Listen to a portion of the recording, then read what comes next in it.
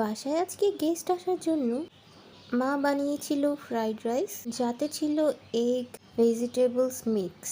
Fried রাইসটা আমার খুব পছন্দের।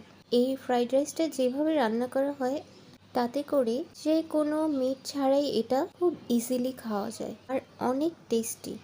তো এখানে মা ফ্রাইড রাইসটা খুব সুন্দর করে পরিবেশন করছে, অ্যাজ লাইক রেস্টুরেন্ট যেভাবে দেয়। দেখতেই পাচ্ছেন খুবই লোভনীয়, সাথে একটা লেবু না হলে কি চলে।